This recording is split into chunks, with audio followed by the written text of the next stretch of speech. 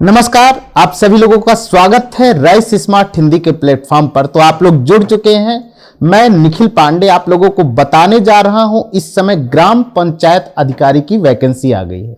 अब उसके लिए क्या क्या तैयारी है, क्या क्या योग्यता है, कब से फॉर्म भरना है, क्या क्या डॉक्यूमेंट आपके पास रेडी होने चाहिए, आपके पाठ्यक्रम से संबंधित जो मुद्दे हैं उनकी चर्चा यहां सबसे पहले मैं करूंगा।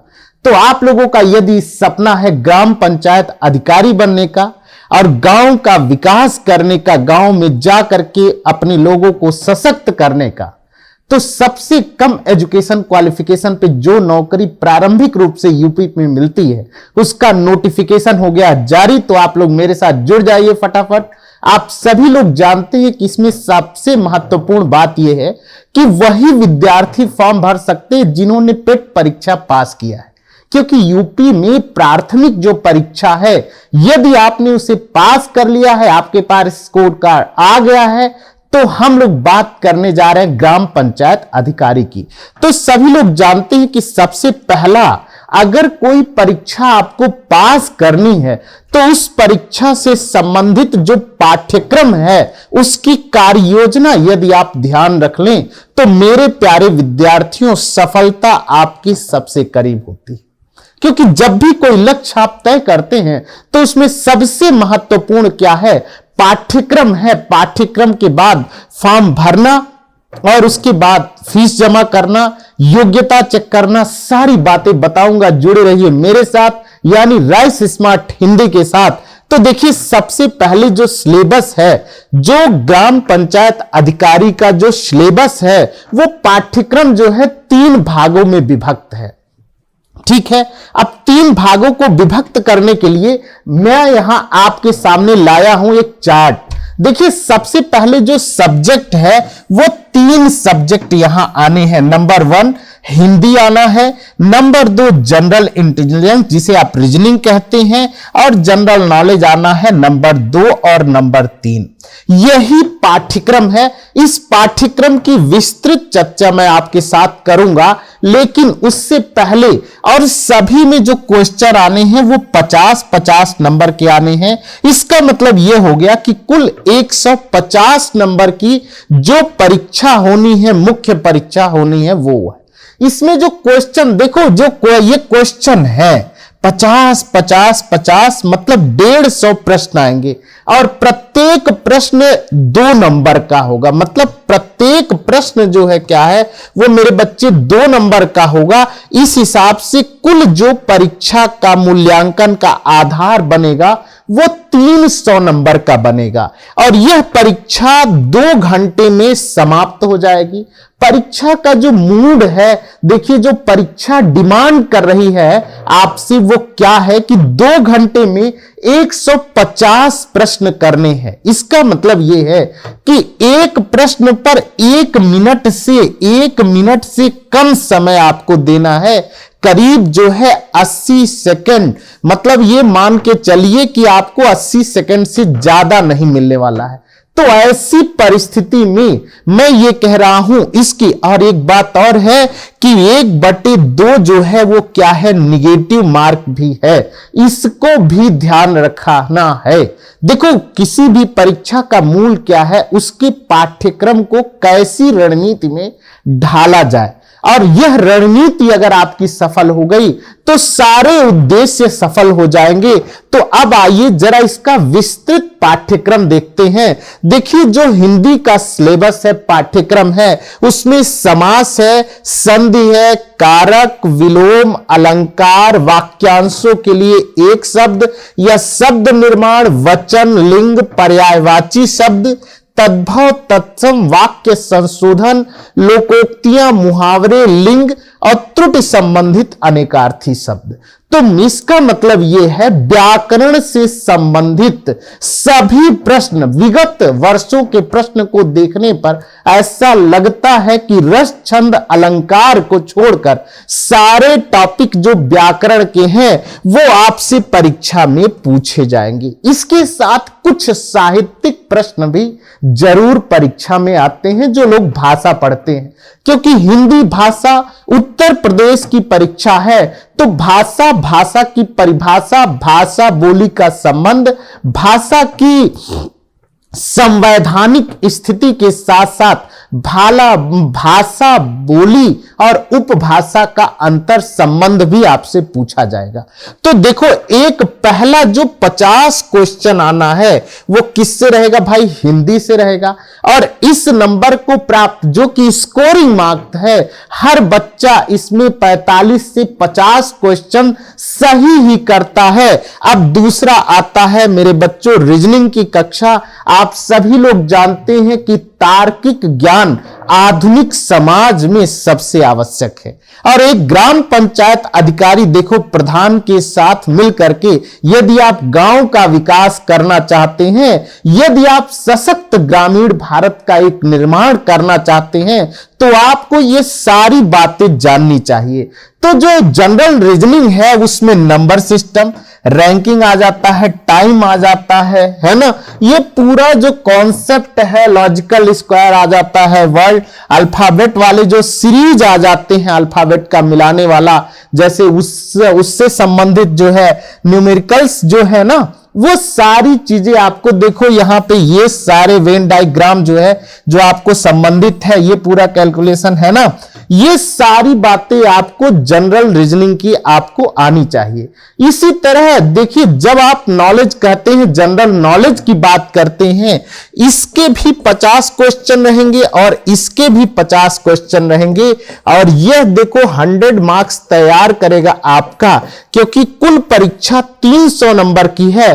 तो इतिहास, भूगोल, finance, economic, news, current affairs, ये सारी बातें आपको देखो, ये जो है ना सरकार की, यूपी सरकार की जो बहुत सारी योजनाएं हैं, उन सब का अध्ययन करते हुए एक समग्र दृष्टिकोण का निर्माण आपको करना होगा। तो ये तो रहा पाठ्यक्रम की बात, क्योंकि आपको जानकारी होनी चाहिए कि हम जिस परीक्षा को देने जा रहे हैं उसका आउटलाइन क्या है, उसका पाठ्यक्रम क्या है।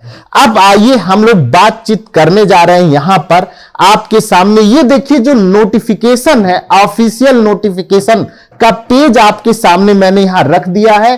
कह रहा उत्तर प्रदेश अधीनस्थ सेवा चयन आयोग द्वारा यह जो वैकेंसी निकाली जा रही है, परीक्षा देखो 2023 का है, विज्ञापन संख्या 1 2023, और ग्राम पंचायत अधिकारी मुख्य परीक्षा, देखो ये मुख्य परीक्षा की बात हो रही है। प्राइमरी परीक्षा जो पेट परीक्षा पात्र उत्तीर्ण है ना, पात्रता परीक्षा, यदि आप ये परीक्षा पास हैं तो आप ये मेंस का पेपर दे सकते हैं। अब देखो यहां जो है कल इसका विज्ञापन आया, 16/5/2023 को इसका ऑफिशियल नोटिफिकेशन आ चुका है। जो भी मेरे बच्चे 12वीं पास हैं, टेट की परीक्षा पास हैं, साथ में कंप्यूटर का CCC जो कोर्स होता है डेस्क के द्वारा, वो अगर तैयार है, आपके पास सर्टिफिकेट है, तो आप इसमें अप्लाई कर सकते हैं। तो मिनिमम योग्यता क्या हो गई? 12वीं पास, ये आपकी एक उम्र की 18 से 40 जो भी आपकी उम्र है, अभी उसकी भी चर्चा करेंगे, वो होनी चाहिए। इसके बाद देखो ऑनलाइन आवेदन करने के लिए जो तिथि निर्धारित की गई है 23/5/2023, तो देखिए बहुत अच्छा डेट है। 23/5 से शुरू होकर के 12/6/2023 तक यह फॉर्म भरा जाएगा। तो परीक्षा के लिए आवेदन करना, इसको मैं द्वितीय चरण में रखता हूं। ज्यादातर यूट्यूबर आपसे कहते हैं कि सबसे पहले नोटिफिकेशन देख लो। अरे भैया, जिस चीज के लिए आप योग्यता नहीं है, जिसका पाठ्यक्रम नहीं है, उस चीज का नोटिफिकेशन फॉर्म भर के क्या करेंगे आप? यदि आप पेट परीक्षा ही पास नहीं है या आपके पास कंप्यूटर का सर्टिफिकेट ही नहीं है, तो चलिए आइए इसके बाद यदि कोई संशोधन या कोई गलती है, यहां ध्यान रखिए मेरे बच्चों, जो भी ऑनलाइन फॉर्म भरा जाता है, यदि फॉर्म भरते समय कोई भी त्रुटि आप कर देते हैं, तो सुधार की गुंजाइश का जो डेट है वो 19/6 है। इसके बाद इसमें कोई सुधार नहीं हो सकता है। यह बात ध्यान दीजिएगा आप कि कोई नहीं बताएगा। मेरे बहुत सारे बच्चे डॉक्यूमेंट वेरिफिकेशन के समय रिजेक्ट हो गए हैं, क्योंकि उनको यह पता नहीं था कि यदि गलत हो जाएगा तो किसी भी कारण से वह आपको सम्मिलित नहीं करेंगे। तो ये तो महत्वपूर्ण बात हो गई। डेट जो आप याद कर लीजिए, पहला डेट है नोटिफिकेशन का कि 16/5, आवेदन पत्र भरने की जो तिथि है प्रारंभ 23/5, और आवेदन पत्र जो समाप्त हो रहा है वो 12/6 को समाप्त हो रहा है, और संशोधन आप 19 तारीख तक कर सकते हैं। पक्की बात है। अब यह विज्ञापन क्या कह रहा है भाई कि आवेदन सबमिट करके शुल्क जमा कर दिया जाए। अभ्यर्थी अपने द्वारा जो है ना, इसका प्रिंट आउट, अब देखिए, अब आपने मन बना लिया, पाठ्यक्रम को समझ लिया और फॉर्म भी भर लिया, और यदि आपने फॉर्म का प्रिंट आउट नहीं लिया तो भी यह बहुत बड़ी गलती है। आप फॉर्म भर के उसका प्रिंट आउट अवश्य रख लें। यह एक महत्वपूर्ण बात कह रहे हैं, क्योंकि यहां पर समायोजन में बैंक द्वारा कुछ नहीं किया जा सकता, विलंब शुल्क को भी नहीं लिया जाएगा यदि डेट पूरा हो गया है। तो ठीक बात है। 4 बातें आपने ध्यान रख ली: पाठ्यक्रम, आवेदन की तिथि, आवेदन की अंतिम तिथि और संशोधन की तिथि। अब आइए इसके बारे में अगला जो नोटिफिकेशन है वो क्या कह रहे हैं। वो कह रहे हैं कि ग्राम पंचायत अधिकारी जो है, यह जो ग्राम पंचायत अधिकारी मुख्य परीक्षा 2022 जो है, हेतु अभ्यर्थियों को शॉर्ट लिस्टेड करके उनके आरंभिक अर्हता, अब यही देखिए आ गया, देखो प्रीलिमिनरी एलिजिबिलिटी टेस्ट पेट 2022। तो जो इस परीक्षा में आवेदन कर सकते हैं वो कौन लोग हैं? जो पेट 2022 में जिनका स्कोर कार्ड है ना उपस्थित है रोल नंबर के साथ, क्योंकि लॉगिन फॉर्म उसी से होगा, स्कोर के आधार पर ही की जाएगी, अतः परीक्षा में प्रतिभाग वही कर सकते हैं जो पेट की परीक्षा उत्तीर्ण हो। ठीक है भैया। अब जिन्होंने पेट की परीक्षा पास कर ली, देखो माइंड मेकअप कर लो, क्योंकि कई लोग सोचते हैं वो पहले वाला सिस्टम खत्म हो गया, वो सिस्टम अब नहीं है। अब देखिए दूसरी बात यह है कि आयोग द्वारा जो वैध संख्या जारी किया गया है उसी से आपका फॉर्म भरा जाएगा। नेक्स्ट बात क्या कह रहे हैं कि परंतु यह जब तक आयोग स्तर पर जांच के अधीन है। मान लीजिए आपका कोई श्रेणी अभ्यर्थी कहीं पर तो फॉर्म नहीं भर सकता, ये बात इसमें कही जा रही है इनके नोटिफिकेशन में। अगला इन्होंने क्या दिया है, देखिए ऑनलाइन आवेदन करने वाले अभ्यर्थियों को जो सूचना दे रहे हैं। अब ऑनलाइन, क्योंकि आपको ऑफलाइन आवेदन तो करना ही नहीं, आपको ऑनलाइन आवेदन करना है, और आवेदन की प्रक्रिया जो है वो क्या है कि भाई देखो यहां साइट जो है upssc.government.in, इस पर जाकर के आपको अपना होम पेज पर लॉगिन करना है। ठीक है भाई, ये बहुत मोस्ट इंपॉर्टेंट बात है कि अगर इस पे जाकर के आपको करना है। अभ्यर्थी द्वारा आवेदन पत्र भरने के लिए समस्त प्रक्रिया एक बार में ही पूर्ण की जा सकती है। यदि आपने लॉगिन कर लिया है तो पूरा फॉर्म कंप्लीट करके प्रिंट आउट आपको ले लेना है, यह महत्वपूर्ण बात कह रहे हैं, है ना।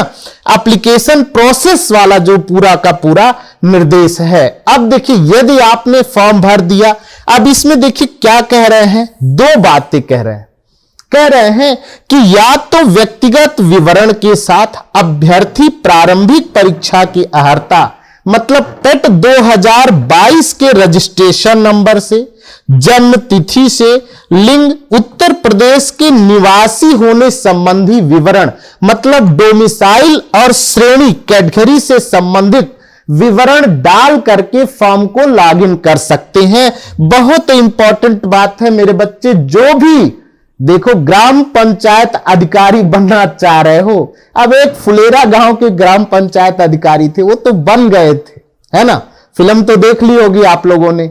तो भाई यहां पे जो फॉर्म भरने का रजिस्ट्रेशन का जो पूरा प्रोसेस है वो पहला कह रहे हैं उन्होंने कि पेट की अर्हता के आधार पर आपको रजिस्ट्रेशन नंबर, जन्म तिथि, लिंग, प्रदेश के निवास प्रमाण पत्र, डोमिसाइल के साथ आपको कैटेगरी का वहीं से लॉगिन करना है। दूसरा, यदि आपने रजिस्ट्रेशन पेट वाले एग्जाम में किया है जिस मोबाइल नंबर से, उसको यदि डाल देंगे रजिस्टर्ड मोबाइल नंबर पर तो ओटीपी से लॉगिन कर सकते हैं।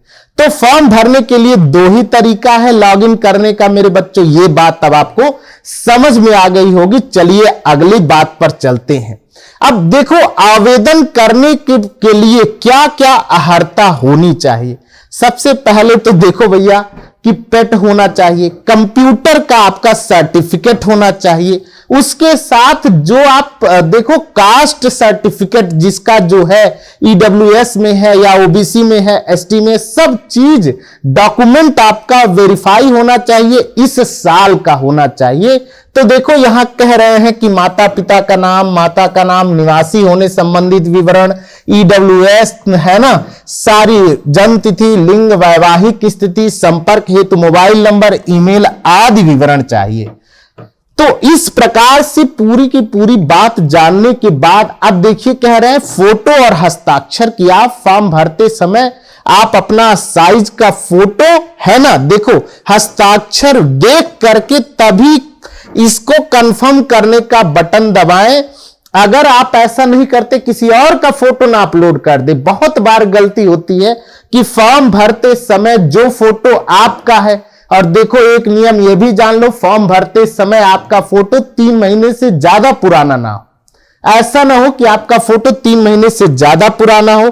इसके साथ ही यदि कोई संबंध, देखो अब माने आपका एड्रेस भी सेम होना चाहिए, इसमें कोई प्रॉब्लम ना हो।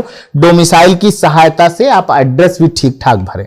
अब आ जाइए, चलिए यहां पे फीस भुगतान तो आप लोग जानते हैं कि ऑनलाइन पेमेंट का जमाना है, फीस बहुत कम है, सभी विद्यार्थी फीस जमा कर सकते हैं गेटवे पर जा करके, है ना, और वहीं से आपको फीस जमा कर देना है। और फीस जमा करने के तुरंत बाद जो आईडी जनरेट होगी, देखो जब तक सक्सेसफुल ना दिखाए सबमिट किया जाना, देखो सबसे इंपॉर्टेंट है, अंतिम रूप से सबमिट किया जा सकेगा। सारा फॉर्म भरने के बाद फीस सबमिशन का जो आएगा, फीस के बाद देखो यहां पे क्लियर कह रहे हैं नेट बैंकिंग जिससे भी आपको जमा करना है वो कर दीजिए। अब जब फीस आपने जमा कर दिया मेरे बच्चे, तो देखो क्या है, आपको प्रिंट आउट है ना प्राप्त कर सकते हैं स्टेटस के उपरांत माध्यम अवश्य भरने के बाद अगली चीज आपको मिल जाएगी। अब उसके बाद देखिए क्या कह रहे हैं, कै रुपया लगेगा फॉर्म भरने में, ये बहुत महत्वपूर्ण है भैया।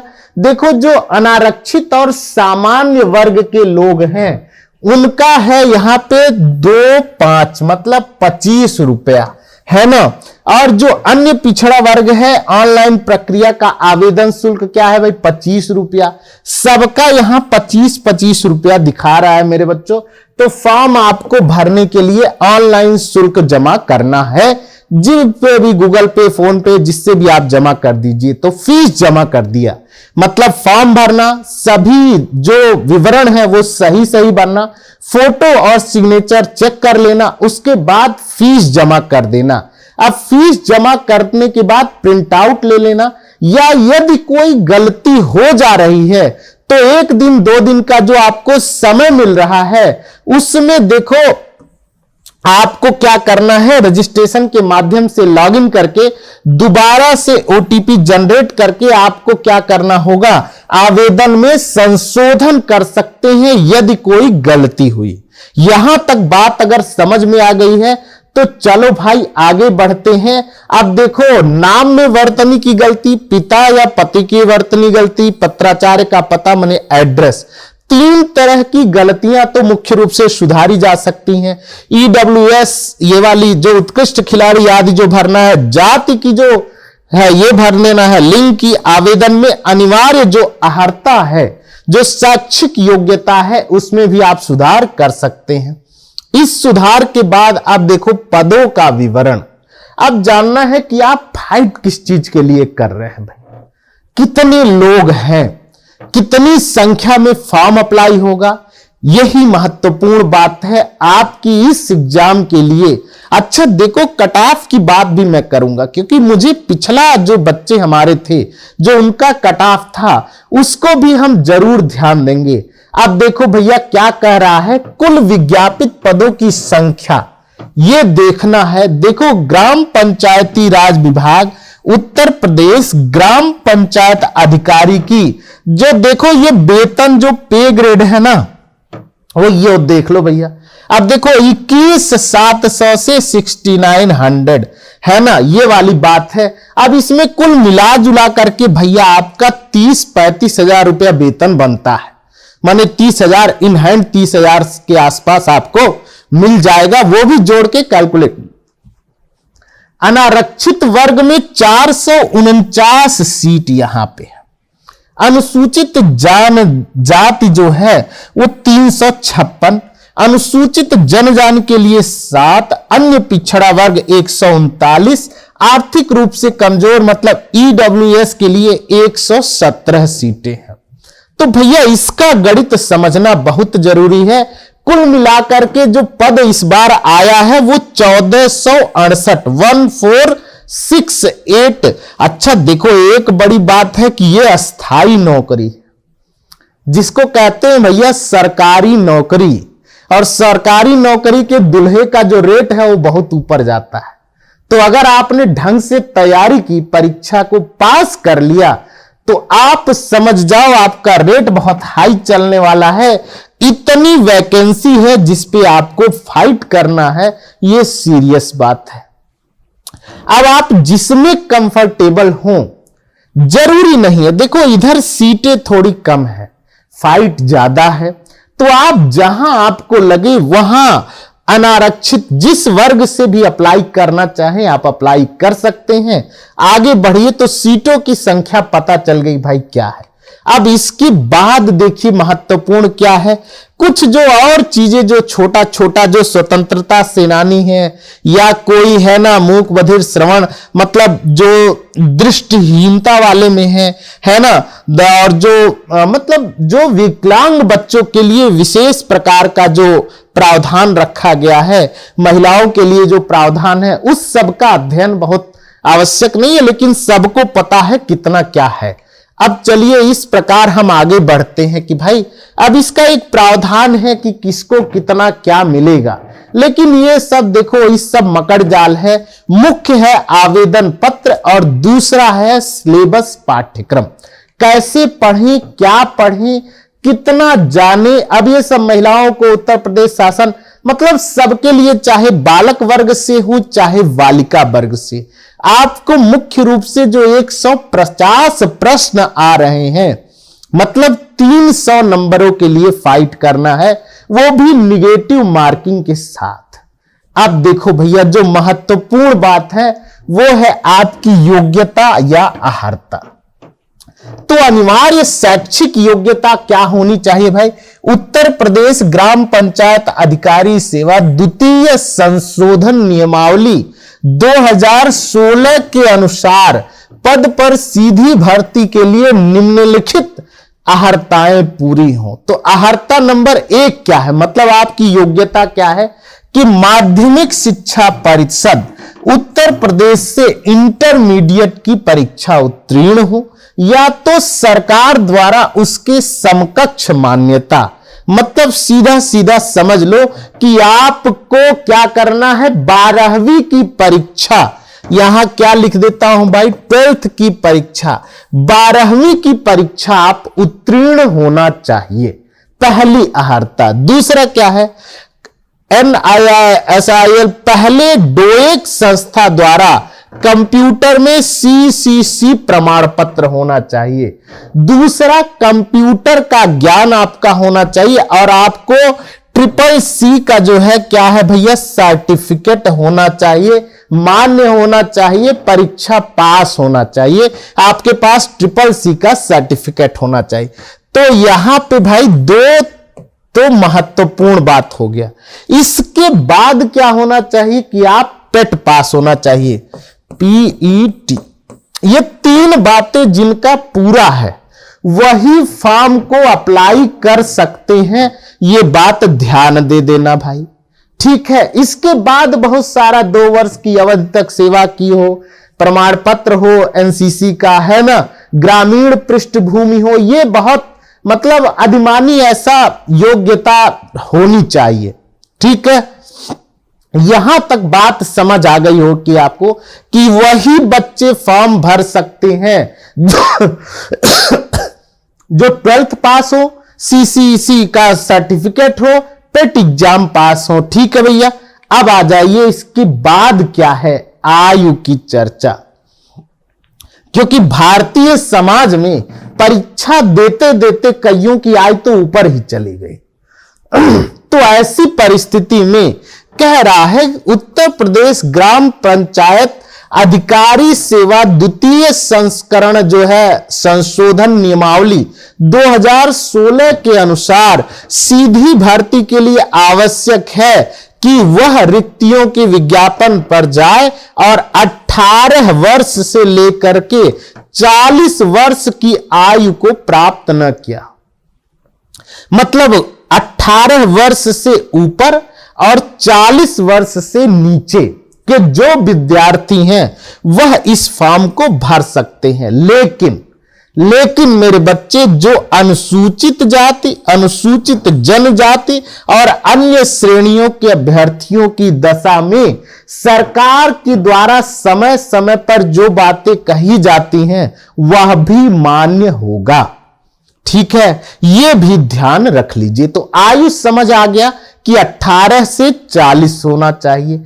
ठीक बात है, आयु समझ में आ गई, योग्यता समझ में आ गई, फॉर्म कब भरना है यह समझ में आ गया, अब पाठ्यक्रम समझ में आ गया, और केवल लिखित परीक्षा, चयन का आधार क्या होगा भैया, लिखित परीक्षा। देखिए यहां केवल लिखित परीक्षा कह रहे हैं कि पदों पर चयन समूह ग के लिए सीधी भर्ती रीति एवं प्रक्रिया नियमावली 2015 11 मई 2015 द्वारा जो सूचना जारी की गई थी उसके अनुसार क्या होगा, साक्षात्कार नहीं होगा। ठीक है भाई, आवेदन प्रक्रिया द्विस्तरीय प्रणाली के अनुसार हो जाएगा। तो भाई समझ में आ गया कि यहां पे चयन का आधार क्या है भैया, लिखित परीक्षा है।